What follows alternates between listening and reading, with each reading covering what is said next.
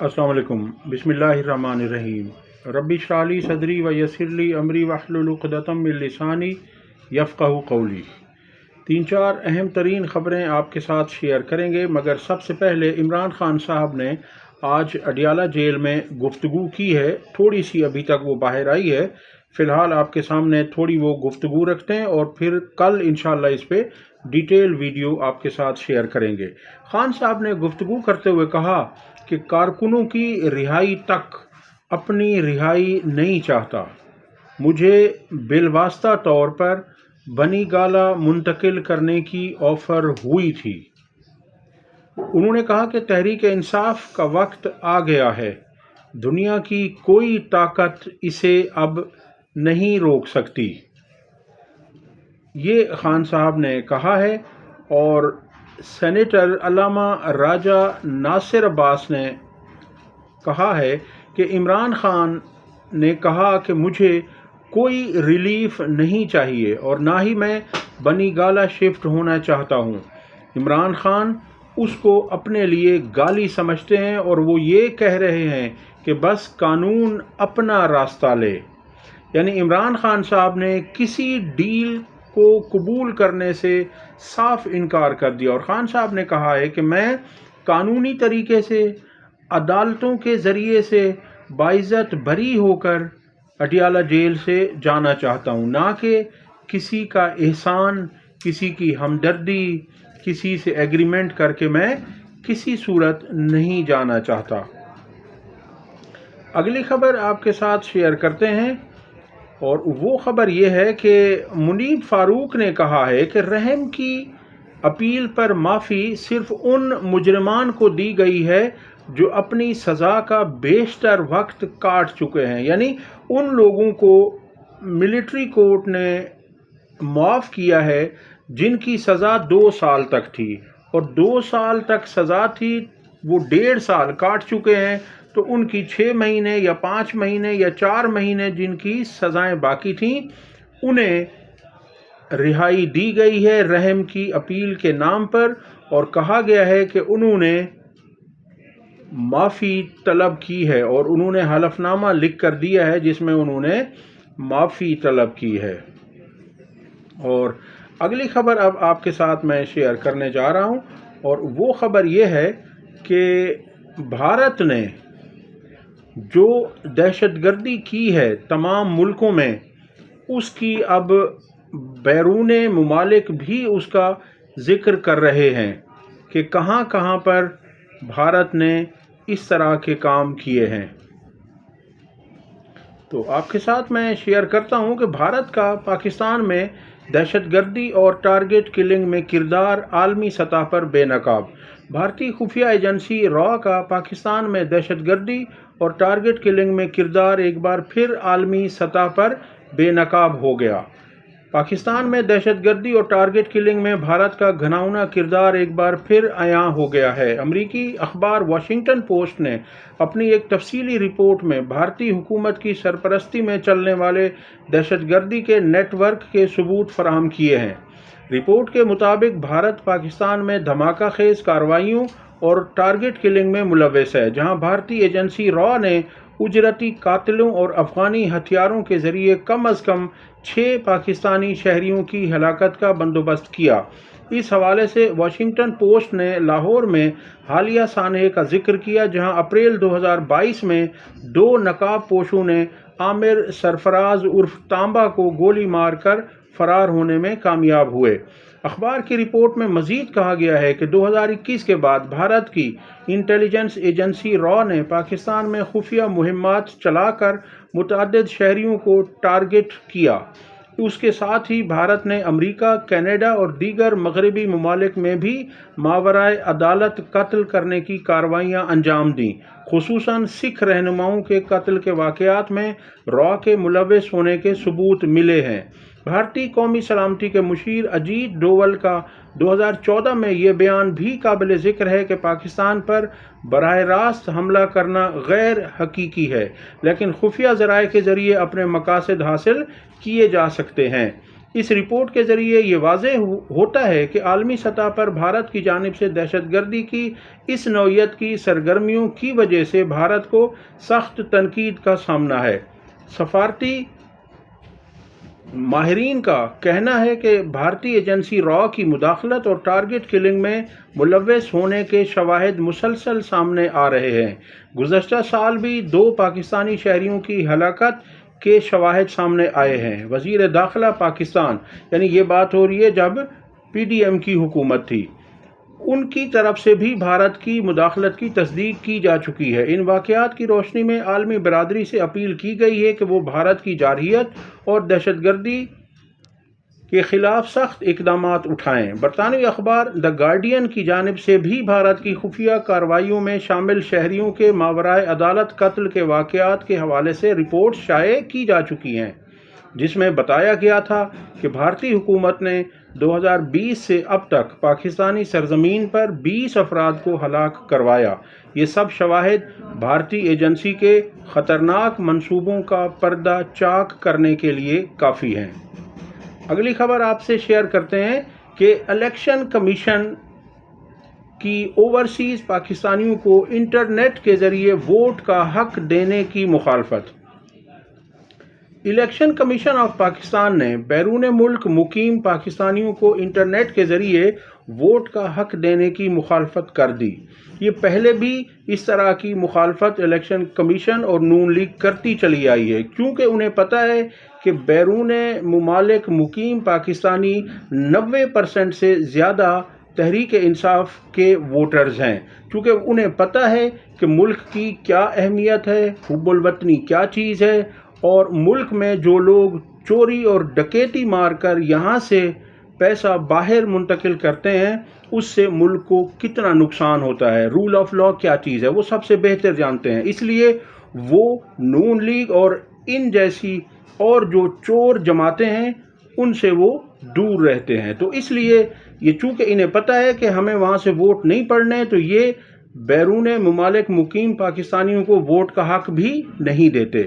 Election commission کے مطابق ای voting system میں ہیکنگ کا شدید خطرہ موجود ہے اور یہ عام انتخابات میں استعمال نہیں کیا جانا چاہیے۔ واہ سبحان اللہ، کتنے شفاف الیکشن پاکستان کا الیکشن کمیشن کرواتا ہے، جس کی مثالیں پوری دنیا دیتی ہے، اور پوری دنیا کہتی ہے کہ اس طرح کے الیکشن کبھی نہ کروانا جس طرح کے پاکستان میں الیکشن ہوتے ہیں۔ اور اس کی حالیہ مثال 2024 کے 8 فروری کے انتخابات ہیں، جس میں کمشنر راولپنڈی نے واضح طور پر کہا تھا کہ ہم نے 70 ہزار ووٹوں سے جیتے ہوئے تحریک انصاف کے لوگوں کو زبردستی ہروایا ہے۔ اجلاس کے دوران الیکشن کمیشن نے واضح کیا کہ دنیا میں صرف آسٹریا وہ واحد ملک ہے جہاں انٹرنیٹ ووٹنگ کا استعمال کیا گیا ہے۔ تو اس طرح سے الیکشن کمیشن نے ایک مرتبہ پھر مخالفت کر دی ہے۔ اور اگلی خبر آپ کے ساتھ رکھنے جا رہا ہوں، اور وہ خبر یہ ہے کہ جو تحریک انصاف کا موقف ہے فارم 45 والا، اس کو تقویت ملتی ہے۔ یہ آج سپریم کورٹ میں ایک اپیل گئی، اس میں یہ ہے کہ سپریم کورٹ نے کہا ہے کہ فارم 45 فراڈ کے ذمہ دار امیدوار کے ساتھ ریٹرننگ افسران بھی ہیں، جو تحریک انصاف کہتی رہی ہے کہ یہ سب مل جل کر انہوں نے یہ کام کیا ہے اور تحریک انصاف کو ہروایا گیا ہے۔ PB 45 یعنی بلوچستان پروونشل 45 کوئٹہ میں 15 پولنگ اسٹیشن سے متعلق انتخابی عذرداری کا کیس۔ یہ 3 رکنی بینچ نے اس کیس کی سماعت کی، جس میں جسٹس شاہد وحید، جسٹس عرفان سعادت خان اور جسٹس عقیل احمد عباسی پر مشتمل یہ 3 رکنی بینچ تھا۔ اس میں کہا گیا کہ فارم 45 کے فراڈ کے ذمہ دار امیدوار کے ساتھ ریٹرننگ افسران بھی شامل ہیں، ایسا کہنا ہے جسٹس عقیل عباسی کا۔ فیصلے کے مطابق 195 ووٹ کو 5107 بنایا گیا، یعنی اس میں فورجری کر کے، اور 195 کو 5107 بنایا گیا۔ پولنگ اسٹیشنز کے نتائج تبدیل کر کے ہارنے والے امیدوار کو جتوایا گیا۔ اس صوبائی حلقے سے پیپلز پارٹی کے علی مدد جتک کو فارم 45 میں رد و بدل کر کے جتوایا گیا تھا۔ تو یہ ہے جی، سپریم کورٹ نے بھی اب اس بات کی تصدیق کر دی ہے۔ اگلی خبر آپ کے سامنے رکھتے ہیں کہ ٹیکس وصولیوں میں 386 ارب روپے کی کمی کا سامنا، آئی ایم ایف شرط پوری نہ ہو سکی، ایسا کہنا ہے وزیر خزانہ محمد اورنگزیب کا۔ وہ کہتے ہیں کہ ایف بی آر کو رواں مالی سال کی پہلی شش ماہی یعنی پہلے 6 مہینے میں جو جولائی سے دسمبر تک تھے، ان کے دوران 386 ارب روپے کے ٹیکس شارٹ فال کا سامنا کرنا پڑا ہے، یعنی کہ 386 ارب روپے کا ٹیکس کم جمع ہوا ہے، کیونکہ محصولات کی وہ وصولی یعنی ٹیکسز کی وہ وصولی جو 6009 ارب روپے کے مطلوبہ ہدف کے مقابلے میں 5623 ارب روپے رہی، یعنی ان کا جو ہدف تھا، ان کا جو ٹارگٹ تھا وہ تھا 6009 ارب انہوں نے جمع کرنے تھے، اکٹھے کرنے تھے، مگر وہ صرف 5623 ارب روپے جمع ہو سکے، جس سے 386 ارب روپے کا شارٹ فال ہوا۔ شارٹ فال ابتدائی تخمینے سے کم ہے، یعنی جو پہلے اندازہ لگایا گیا تھا، جو حساب کتاب کیا گیا تھا، اس سے کم ہے، لیکن اب بھی ایک بڑا اقتصادی چیلنج موجود ہے۔ بالواسطہ ٹیکسز جیسا کہ سیلز ٹیکس اور فیڈرل ایکسائز ڈیوٹی کے حصول میں بھی ناکامی کا سامنا حکومت کو کرنا پڑا ہے۔ اس کی وجہ حکومتی پالیسیوں اور غلط مفروضوں کی بنیاد پر غیر حقیقی اہداف کا تعین بتایا جاتا ہے۔ اچھا جناب، اگلی خبر آپ کے ساتھ شیئر کرتے ہیں، یہ اسلام آباد ہائی کورٹ سے ہے، اور یہاں پر جسٹس بابر ستار نے 3 ارب 20 کروڑ کے سیلز ٹیکس فراڈ کیس ملزم کی 100 روپے کے مچلقوں پر ضمانت منظور کر لی۔ اسلام آباد ہائی کورٹ نے 3 ارب 20 کروڑ روپے کے سیلز ٹیکس فراڈ کیس کے شریک ملزم شاہد حسین خواجہ کی ضمانت صرف 100 روپے کے مچلقوں پر منظور کر لی۔ دیکھیے، انصاف یہ ہے کہ جب کیس میں کچھ نہیں ہے تو آپ اسے جانے دیں، آپ رہا کریں۔ اب یہ جو ضمانت 100 روپے کے اسٹامپ پیپر پر دی گئی ہے، 3 ارب 20 کروڑ کا الزام تھا۔ دوسری طرف جو گلگت کے سابق وزیر اعلیٰ خالد خورشید صاحب تھے، ان کو 34 سال کی سزا سنائی گئی ہے صرف دھمکیاں دینے پر۔ اب آپ اندازہ کریں کہ وہ انصاف ہے۔ یہاں پر میں آپ کے سامنے رکھتا ہوں کہ جسٹس بابر ستار نے کیا کہا ہے کہ انہوں نے اس کیس میں 10 صفحات پر مشتمل تفصیلی فیصلہ جاری کیا، جس میں ٹیکس حکام کے رویے اور قانونی کارروائی پر انہوں نے شدید تحفظات کا اظہار کیا۔ عدالت نے واضح کیا کہ فرسٹ ویمن بینک کی امپیریل کورٹ برانچ کراچی کے مینیجر شاہد حسین خواجہ کو کسی ٹھوس ثبوت کے بغیر گرفتار کیا گیا۔ یہ الزام تھا کہ انہوں نے کینسس انرجی اور پاور کمپنی کے اکاؤنٹ کھولنے میں سہولت فراہم کی، تاہم ریاست کی جانب سے درخواست گزار کے خلاف جرم میں ملوث ہونے کا کوئی قابل اعتبار مواد پیش نہیں کیا، کیونکہ عدالتیں ثبوت کی بنیاد پر فیصلے کرتی ہے۔ جب استغاثہ، جب پرازیکیوشن کچھ ثابت نہیں کرے گی، کوئی ثبوت سامنے نہیں رکھے گی، تو پھر اسی طرح ملزمان رہا ہو جاتے ہیں اور انہیں رہا کرنا پڑتا ہے۔ عدالت کو رہا کرنا چاہیے۔